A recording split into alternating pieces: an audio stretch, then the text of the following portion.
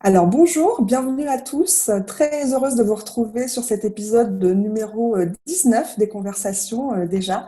Les conversations qui sont organisées par Singularité HFT et le magazine Hotel and Lodge. Le principe, c'est chaque jeudi, on se retrouve à 18 heures pour un échange avec un acteur de l'hôtellerie, de la restauration et du tourisme pour évoquer ensemble voilà, la situation que le secteur vit actuellement et la meilleure manière de bâtir le futur de l'économie touristique. Je suis Pascal Boissier, je suis membre de Singularité HFT en charge des sujets de transition et d'innovation. J'ai le très grand plaisir aujourd'hui de recevoir Jean-Claude Lavorel, qui est président directeur général de Lavorel Hôtel. Très heureux de recevoir Jean-Claude, qui est un pur entrepreneur au parcours atypique et qui a vraiment bâti une success story avec un groupe hôtelier qui compte aujourd'hui 9 hôtels, 10 restaurants et aussi une compagnie fluviale avec les bateaux lyonnais. Jean-Claude, bonjour et merci de participer à ces conversations et de prendre le temps de cet échange avec nous. Pour commencer, très directement, comment allez-vous et comment se passe cette période de réouverture pour vous? J'imagine que tous les établissements ne sont pas encore réouverts. Comment ça se passe actuellement? Alors, merci déjà d'avoir pensé à moi pour votre interview. Je vais bien.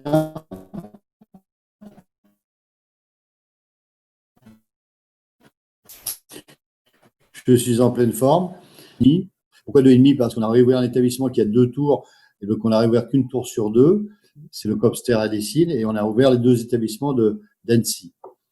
Depuis vendredi dernier, nous avons réouvert l'établissement qui est à Ivoire, au bord du lac Léman. Et puis nous avons réouvert également ce week-end les bateaux lyonnais, dont vous avez évoqué le sujet. Voilà. Alors pourquoi on n'ouvre que ces établissements? Tout le reste, pour l'instant, est très fermé.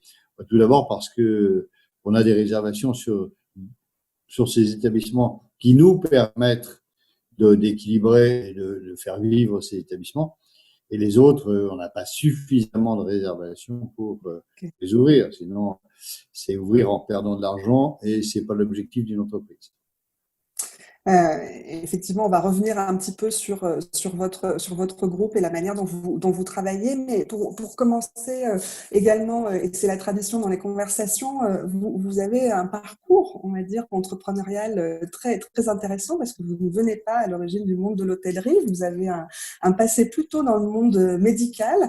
Alors, visiblement, avec quand même un point commun dans votre parcours qu'on a constaté, c'est le goût de l'humain et l'envie de travailler au service du bien-être des gens. Est-ce que vous pouvez nous raconter un petit peu justement votre parcours et comment vous êtes arrivé dans le monde de l'hospitalité? Oui, sans problème. Donc, j'ai créé mon premier groupe, Laborel Médical. Enfin, non, ça s'appelait pas Laborel, ça s'appelait LVL Médical. Il y avait quand même un petit astuce dans le LVL. Donc, qui était de l'hospitalisation à domicile. Alors, pourquoi de l'hospitalisation à domicile? Parce que j'avais dans mon passé jeune, il y a très longtemps, j'avais été hospitalisé, j'ai eu un accident grave et je m'étais rendu compte que quand j'étais rentré chez moi, tout d'un coup, j'étais moins malade, je me sentais moins malade, je retrouvais ma vraie vie, alors qu'à l'hôpital, c'est très compliqué. Donc, quand j'ai eu l'opportunité de créer ce groupe en 1989, je l'ai fait vraiment en me disant que j'allais prendre en charge des patients, mais un peu comme on prend en charge des clients en termes d'hôtellerie et de restauration, c'est-à-dire avec tout ce que ça comporte de d'humain, c'est-à-dire que on va chez le patient, on installe une machine et après on le suit. Mais on va pas chez le patient. Là, des grandes différences entre mon entreprise et nos concurrents, c'est que tous les recrutements que je les faisais non pas sur leur qualité technique, parce que on peut apprendre aux gens à travailler, mais sur leurs valeurs humaines. Donc c'était le grand fil de cette entreprise. Avec une particularité, parce que j'imagine que vous allez me dire pourquoi l'hôtellerie. c'est que depuis le début ou presque, j'ai toujours participé aux entretiens d'évaluation, c'est de formation des équipes. Quand on intégrait les salariés, on faisait des sessions de formation. Et j'intervenais personnellement, y compris quand l'entreprise a eu 1000 salariés, j'intervenais personnellement et je prenais toujours l'exemple de la restauration pour expliquer à mes équipes qu'il était important d'être soucieux du détail. C'est que si on n'avait pas les mains parfaitement propres, on demandait à la personne chez qui on se rendait si on pouvait se laver les mains. On devait avoir une tenue parfaitement nickel. Même si on avait eu des problèmes chez soi en partant ou sur la route, puisque c'était de l'itinérance, eh bien, on les oubliait quand on était face au patient. On devait avoir le sourire et s'intéresser à lui et pas à ses petits problèmes personnels. Être à l'heure, voilà, avoir de la rigueur et beaucoup d'empathie. Donc, je prenais toujours l'exemple du restaurant en disant, bah, quand vous allez dans un restaurant, si on s'occupe pas de vous en arrivant, bah, ça va vous tendre déjà. Si la personne qui vient n'a pas le sourire, ça va pas être très agréable. Vous allez être déjà dans une situation d'énervement, d'agacement. Et si en plus de ça, elle n'est pas très propre, là, vous allez avoir des doutes sur la qualité de l'établissement, même si vous mangez très bien et même si le prix est correct. Et si tout le long du repas, le service n'est pas parfait, quand vous allez quitter l'établissement, vous allez dire à tous ceux qui vous connaissez, tiens, je suis allé dans tel restaurant, j'ai bien mangé, mais alors le reste, c'est très agréable. Et donc, vous n'allez pas le recommander. Donc, si on veut être recommandé, puisque c'est comme ça que ça marche, la meilleure des publicités, c'est quand même les clients, c'est le bouche à oreille, c'est pas, on peut bien mettre des spots de partout, faire des pages entières de pub. Si l'établissement est pas au niveau, ça se sait très très vite. Et surtout, alors maintenant avec les réseaux sociaux, ça va encore plus vite. Voilà, donc j'ai toujours eu cette approche-là et j'ai toujours pris cet exemple. Donc, quand j'ai su que un premier établissement était, enfin, à vendre, mais c'était plus le hasard à Courchevel, c'était une opportunité qu'on m'a proposée sans que je veuille du tout acheter un hôtel. Et j'ai commencé à exercer ce métier un peu de loin parce que je pouvais pas tout faire, mon activité principale étant très très prenante. J'ai trouvé que c'était plutôt agréable, sympathique, même si effectivement il y a des râleurs, mais on les a aussi dans la santé, même si il y a de temps en temps un petit souci ou un gros souci, on les a aussi dans la santé. Je trouve que ce métier était plutôt agréable.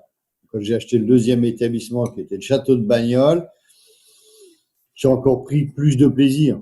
D'abord à m'y rendre, parce que l'endroit est magique, mais en plus de ça, à goûter, évaluer. C'est quand même plus intéressant que des malades, des patients, même s'il faut des métiers comme je faisais. Et alors après, quand j'ai pris la décision de créer un petit groupe, hein, on est encore modeste, j'ai trouvé ça super intéressant parce que j'adore la décoration, j'adore m'impliquer. Moi, je suis pas du tout un dirigeant qui est dans son bureau et qui regarde des tableaux et des chiffres. Ça ne m'intéresse. Si, ça m'intéresse. Si les chiffres, on va être obligé d'aller dans les détails, mais c'est pas ça qui me passionne. Ce qui me passionne, c'est d'être au milieu des équipes, de voir ce qui va pas, le petit détail, le lampadaire qui est pas à la bonne position, la lampe qui est grillée, le papier qui traîne par terre. Donc c'est vrai que je suis assez perfectionniste et c'est une des raisons pour lesquelles je pense que les établissements, quand on les reprend, fonctionnent assez bien. Alors justement, vous avez ce fil rouge visiblement à la fois de l'humain, de la passion et du plaisir. Et effectivement, s'il y a un domaine dans lequel tout ça peut s'exprimer, c'est bien celui de l'hôtellerie. Alors, vous avez bâti quand même un groupe hôtelier à succès, avec une accélération depuis 2017, un certain nombre d'acquisitions. Vous allez nous en parler. Justement, comment vous choisissez les établissements qui rejoignent le groupe et quelle vision commune vous avez envie de développer au sein de ces établissements? Alors, il y a trois axes. Le premier, enfin, ou trois raisons, on va dire, motifs. Le premier, c'est bien évidemment le coup de cœur. C'est-à-dire que si on n'est pas, si je suis pas et mes équipes je fais toujours participer mes équipes. Hein. Je suis pas seul décideur à dire je vais acheter ça, puis après débrouillez-vous. Non, c'est pas ma façon de faire. Donc si mes équipes trouvent qu'effectivement l'endroit est génial, qu'on peut faire quelque chose, c'est comme ça que j'ai fait pour le château de Bagnoles, pour le palace de Menton, pour le Black Bass, pour le Jules Verne, etc., etc. Je peux tous vous les citer. Donc c'est l'emplacement, le produit, le potentiel du produit, et si j'ai la possibilité de faire waouh quand j'arrive. Donc c'est un peu ça. Après, nous avons intégré l'architecture d'intérieur depuis quelques mois, et donc j'ai rencontré sur des chantiers, sur des projets que nous réalisions, donc une architecte d'intérieur avec laquelle on s'est trouvé parfaitement en phase. Donc à partir de là, nous l'avons intégré, nous avons créé une petite agence d'architecture d'intérieur dans laquelle Laborel Hôtel est majoritaire. Et il faut qu'on ait ce potentiel, c'est se dire on va réaliser un projet ambitieux. Si je prends l'exemple de Black Bass, c'était basé sur le poisson. Voilà. Donc le choix des établissements, en réalité, bon, il y a eu les deux premiers établissements qui ont été plutôt du hasard, c'est-à-dire que Courchevel, c'était une pure opportunité d'une agence immobilière qui est venue me voir en me disant si vous voulez, je peux vous présenter un hôtel. Je dis pourquoi un hôtel? Moi, je suis pas hôtelier. Et puis j'ai eu le coup de cœur pour cet établissement, donc c'est une question de coup de cœur. Et la réalité, c'est que ça m'a plu. J'ai trouvé ça très intéressant, même si je ne m'en occupais pas de façon très proche. Le second, ça a été Bagnoles, par un de mes fils qui me dit tiens, le château de Bagnoles va être mis en vente. Et je dis oui, d'accord. Bon, et alors donc j'étais encore en activité dans la santé à l'époque. Et puis on est allé le voir. Le dernier jour, il y avait des visites. On est allé le voir. Et j'ai dit oui, c'est vraiment très beau. Je le connaissais, mais je l'avais vu que de nuit. J'ai dit c'est très beau. Et puis il y a un potentiel phénoménal. Donc j'ai fait une offre le soir même, offre qui a été retenue. C'est comme ça que je me suis retrouvé propriétaire de ce très bel établissement. Par la suite, il y a eu je ne veux pas tous vous les faire, mais par la suite, il y a eu un élément quand même important et déclencheur. Ça a été le Marriott qui s'appelait Hilton, où un de mes amis, qui est décédé depuis, connaissait la famille Partouche et m'a dit, je crois qu'il y a une fenêtre là pour faire l'acquisition de cet établissement. Je lui ai dit, c'est énorme, c'est pas ma stratégie. Je suis plutôt dans des petits formats d'hôtels 5 étoiles de luxe, et là, on est plutôt dans de l'hôtel business, 4 étoiles. Mais effectivement, l'emplacement et la qualité de la bâtisse, ça a des atouts. Donc j'ai fait une offre, enfin bref, la même cinéma, simplement je me suis retrouvé avec un établissement énorme de 200, plus de 200 chambres, avec des grosses salles de réunion, un énorme potentiel, et je me suis retrouvé avec une équipe, donc une équipe de compta, RH, marketing, etc., etc. Et je me suis dit, mais autant récupérer ces gens, ces personnes, et les utiliser pour mettre 3 établissements. J'en avais finalement 3. Donc on est parti avec ce format. Je les ai fait sortir de l'hôtel, je les ai mis dans des bureaux qui sont beaucoup plus clairs, sympas et agréables, et très proches de ce qui est devenu le Marriott, puisque le Hilton, j'ai changé la franchise. Bon, il était en contrat de gestion, j'ai souhaité le mettre en franchise parce que je n'aime pas faire gérer mes affaires par d'autres, je préfère les gérer en direct. Voilà, et à partir de là, je me suis dit, ben, si je veux amortir toutes ces équipes, etc., il faut impérativement que je continue à faire des acquisitions. C'est comme ça que l'entreprise a continué à faire ses acquisitions. Vous disiez que vous fonctionniez aussi au coup de cœur, on va dire. Il y a l'esprit du businessman et de l'entrepreneur, mais il y a aussi le cœur qui parle dans ce genre de choix. Justement, revenons un petit peu à la dimension humaine, parce que vous parlez de vos équipes. Comment on sort d'une période un peu particulière, un peu difficile, comment vous êtes occupé, vous prenez soin de vos équipes dans cette période? Est-ce que vous avez mis en place des choses particulières pour accompagner encore une fois la situation dans laquelle nous sommes? Alors, j'ai fait 2 choses. La première, c'est d'envoyer, pas de façon hebdomadaire, mais tous les 10 jours environ, un mail à l'ensemble des équipes pour leur dire que je pensais à eux, pour leur dire que j'espérais que eux et leur famille se portaient bien, pour leur dire que je comprenais qu'on était tous dans la même situation, c'est-à-dire des situations où complètement anormales et décalées, avec une certaine angoisse de demain. Tous les médias se sont bien chargés de nous mettre le plomb, comme on dit, hein, de créer l'angoisse terrible. Et puis, voilà, pour leur dire que, bien évidemment, nos équipes ressources humaines étaient à leur disposition pour répondre à toutes leurs questions, puisqu'on a gardé les ressources humaines en télétravail. Donc ça a été de façon récurrente. Et puis, au bout d'un mois, j'ai décidé de proposer un panier garni, on va dire, on va appeler ça comme ça, dans lequel il y avait des fruits, des boîtes de conserve, etc., etc., des paquets de pâtes, bref, de quoi alimenter une famille pendant au moins une bonne dizaine de jours pour tous les petits salaires.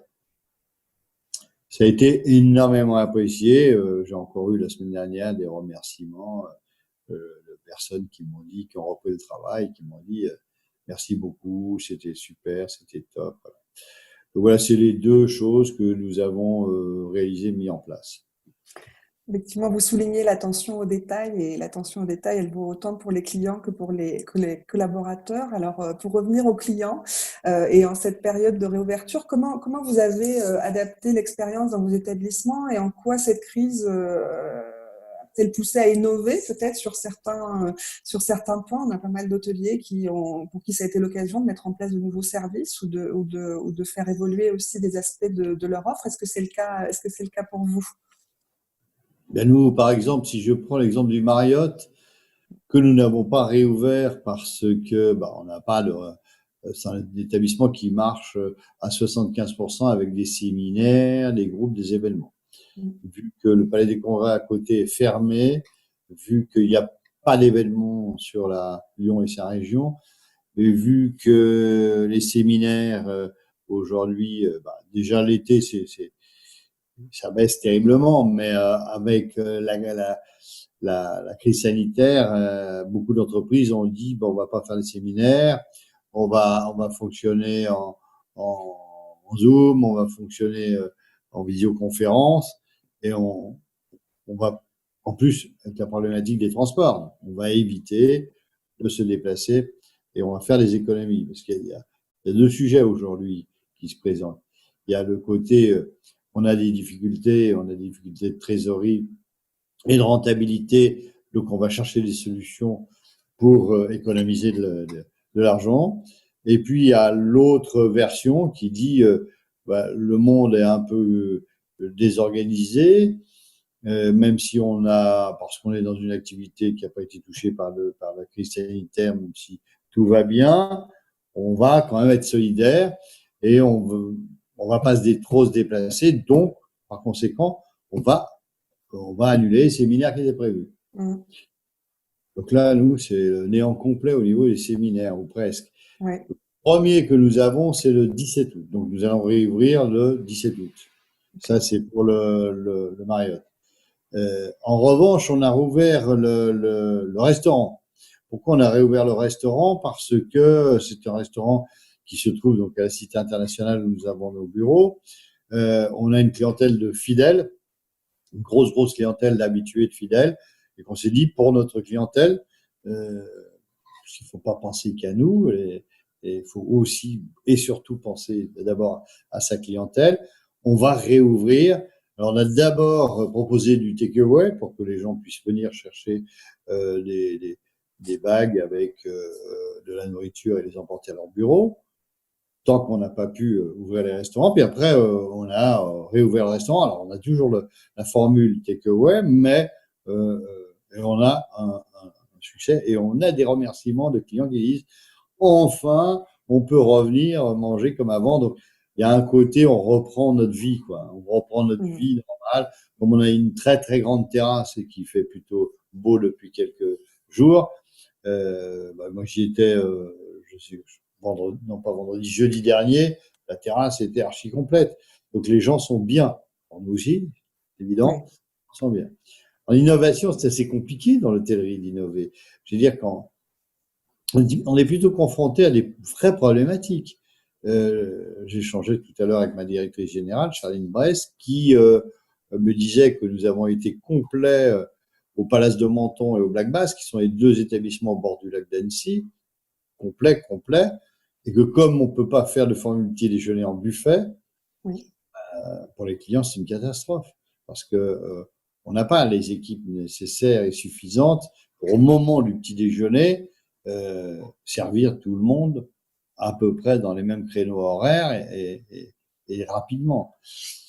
Donc on essaie de réfléchir à des formules où on aurait des buffets, mais qui seraient protégés, comme quand vous allez chez le boucher ou le charcutier où vous voulez, vous touchez pas, vous postillonnez pas dessus, vous avez une protection et c'est la personne qui vous sert, mais c'est plus rapide que de prendre des commandes, d'aller préparer, d'aller servir, faire des assiettes et de ramener. Oui. Donc voilà, donc on essaie d'adapter quoi. En fait, c'est de l'apprentissage. On apprend des choses nouvelles, on apprend à dire aux clients, mettez votre masque quand vous vous déplacez. Mm. Ça peut être gênant d'ailleurs, hein, ça peut être gênant en termes de relations clientèle, parce que certains peuvent trouver ça très, très inopportun, quoi. Oui, je crois que c'est un point commun avec de tous les hôteliers. C'est vrai que ils viennent dans des établissements comme les vôtres pour aussi un petit peu oublier tout ce qui se passe autour. Et c'est parfois compliqué de pouvoir imposer un certain nombre de règles. Mais justement, vous évoquez le fait que bon, la vie reprend. Comment vous voyez justement les prochains mois sur un marché qui promet d'être d'abord non seulement plutôt domestique, bien qu'on ne sache pas vraiment comment ça va évoluer, et puis effectivement compliqué pour le tourisme d'affaires, comme vous l'évoquez. Comment vous voyez la fin de l'année, le début de l'année prochaine? En tout cas, quelles sont vos intuitions sur le sujet? Alors, c'est pas tellement des intuitions, parce que il faut quand même être honnête. On regarde plus ce qui se passe que sa propre intuition. Ma propre intuition, ce serait de dire les choses vont s'améliorer, les gens vont plus penser au virus et tout va repartir comme avant. Mais ce serait trop utopiste et trop optimiste. Non, la réalité, c'est quoi? La réalité, c'est que nous tournons, nous, à plus de 80% sur le Marriott.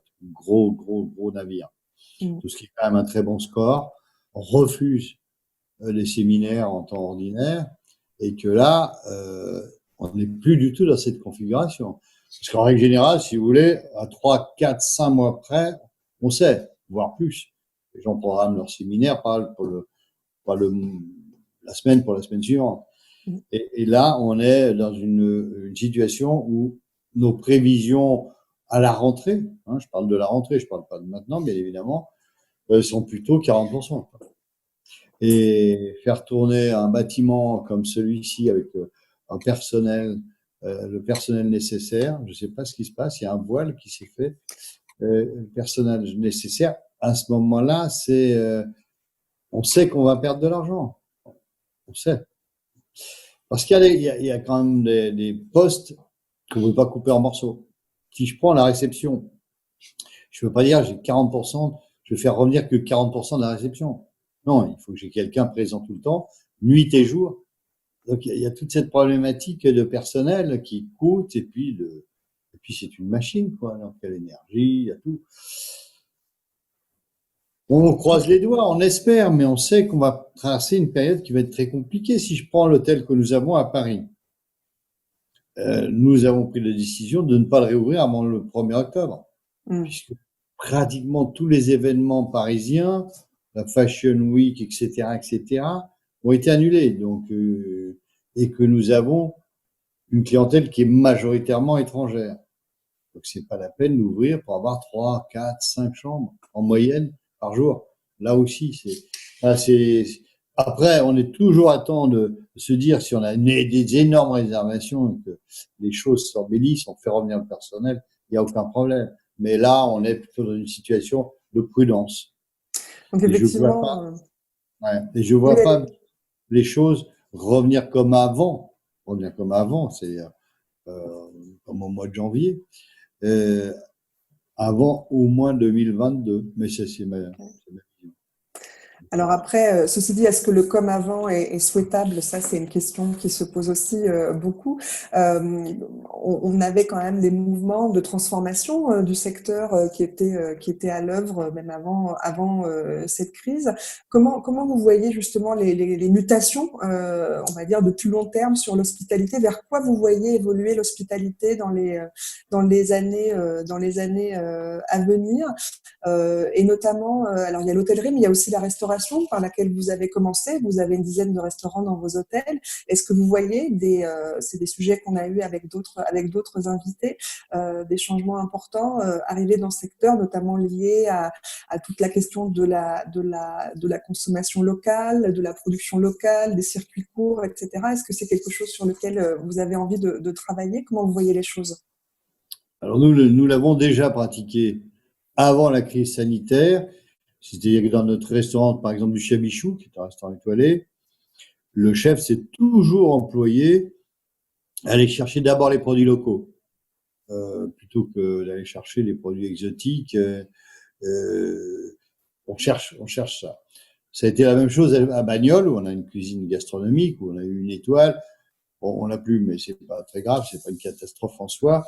Et où également, on cherchait toujours les producteurs locaux, le petit producteur et les produits régionaux et locaux. Donc ça va pas énormément changer. Peut-être un peu plus dans certains restaurants type brasserie comme nous avons au Marriott.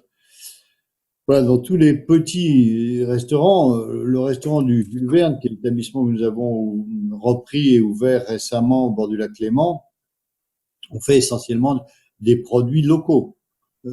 Ça nous paraît évident, on est en Haute-Savoie, on est dans une belle région où il y a de quoi faire aussi bien en termes de culture d'élevage, etc.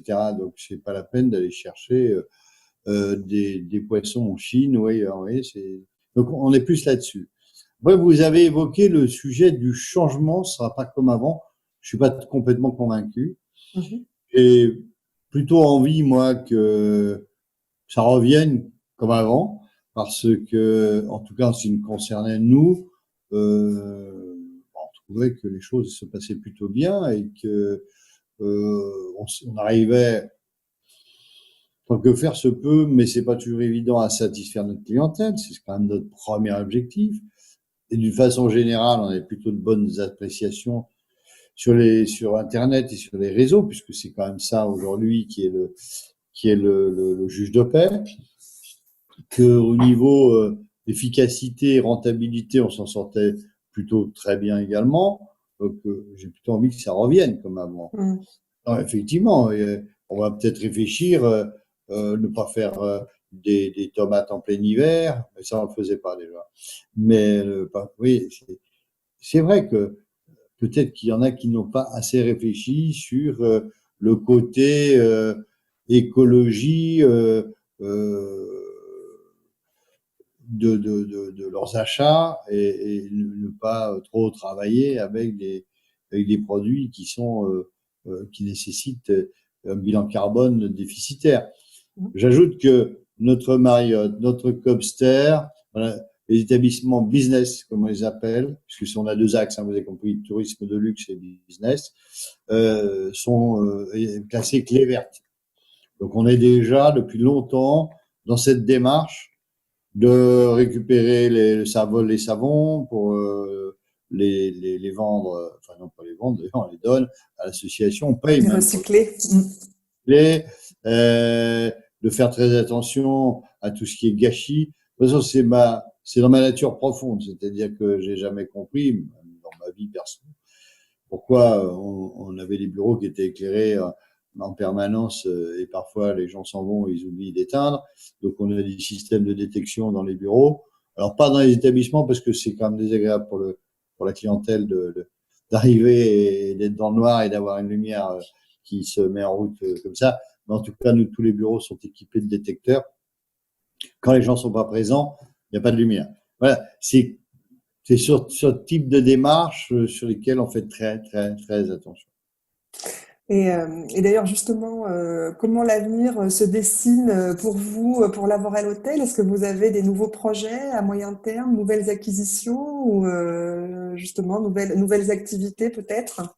Alors, je vous avoue, je vais vous dire une chose qui n'est pas une révélation, c'est que depuis que le déconfinement a eu lieu, et surtout un mois après le déconfinement, on sent que les propositions d'acquisition, il y en avait déjà beaucoup, mais alors là, c'est énorme. Alors, bien évidemment, on ne va pas tout acheter, d'abord parce qu'il faut beaucoup de moyens et que nous ne les avons pas automatiquement. En revanche, on regarde beaucoup de choses. Je pense qu'il faut être très prudent, très méfiant, parce que ça nous a quand même, comme beaucoup, hein, pénalisé. Moi, je plains et surtout, je pense beaucoup aux hôteliers individuels, je pense beaucoup aux restaurateurs qui n'ont qu'un restaurant et pour qui c'est très difficile parce que ils n'ont pas les mêmes potentiels et moyens que nous, on peut avoir, quoi. Donc, c'est évident que c'est compliqué. Alors, en termes d'acquisition, on avait les choses qui étaient dans le pipe et qu'on était obligé de réaliser. On a décalé, parce que la période du confinement, quand même, était très traumatisante et très complexe pour aller jusqu'au bout. On a demandé aux vendeurs de décaler. Et donc, on doit avoir une signature courant du mois de juillet. Après, on regarde beaucoup de choses, mais on regarde pas tout et n'importe quoi. Donc, on regarde quand il y a un intérêt, soit de situation, de lieu, soit de potentiel. Moi, vous l'avez compris, moi, ce qui m'intéresse, c'est de reprendre un établissement qui est pas au maximum, qui a pas une déco refaite ou rénovée, et de refaire des choses dans nos goûts et voilà, c'est de mettre notre patte dans la décoration, dans le fonctionnement, etc. Et d'en faire un établissement qui décolle et dont la réputation s'améliore. Voilà. Et justement, vous évoquiez les hôteliers ou les restaurateurs pour lesquels ça peut être très, très compliqué en ce moment, notamment indépendants. Et pour conclure, nous arrivons au bout de cet échange. Si vous aviez justement un conseil ou une direction à leur donner dans cette période un peu compliquée, vous l'entrepreneur qui, on imagine très bien, a dû en voir des moments difficiles. Qu'est-ce que vous partageriez avec eux? Alors, bon, c'est pas des conseils parce que je suis pas un conseiller. Donc, je partagerais, oui. Alors, ce que je partagerais, c'est que il faut faire le dos rond. Il faut surtout pas perdre le moral. Ça, c'est le principal. Il faut jamais jeter l'éponge. Il faut réduire au maximum toutes les charges que l'on a.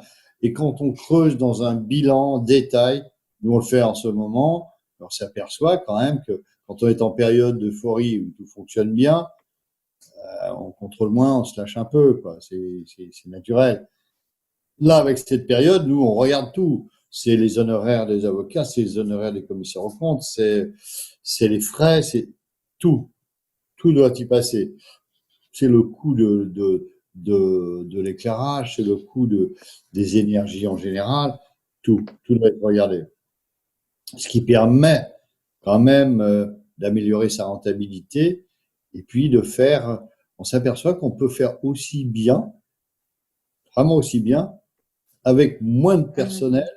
Et, vous voyez, c'est toute la problématique. Et que les équipes, elles demandent que ça, parce que ce qu'elles demandent, c'est de travailler, quoi. Majoritairement, dans ces métiers, on s'est aperçu que ce que les gens demandaient, c'était retrouver leurs clients, retrouver leur job, parce qu'ils aiment ça, ils aiment ce contact, sinon ils feraient autre chose. Ce que je leur dis toujours, quand on les recrute, aimez d'abord les gens. Si vous aimez pas les gens, il faut faire un autre métier. Faut aller dans la fonction publique, il faut faire autre chose. Oh, je crois qu'il y a des gens qui aiment les gens dans la fonction publique, mais Et en tout cas, je voilà. crois que Ouais, ouais, je crois que ce message de moins mais mieux, il est commun à beaucoup d'acteurs aujourd'hui, de moins mais mieux, et en redonnant du sens vraiment profondément à ce qu'on fait, et effectivement le sens du client et qui vous anime depuis le début, est effectivement le point commun. En tout cas, merci beaucoup Jean-Claude pour ce temps passé avec nous et cette conversation pour comprendre un petit peu comment vous vivez les choses et comment s'orchestre votre activité dans ce moment-là. Merci à tous d'avoir écouté cette conversation. On se retrouve du coup jeudi prochain à 18h sur les chaînes du magazine Hôtel et Loge. D'ici là, continuez à prendre soin de vous. Je vous dis à bientôt.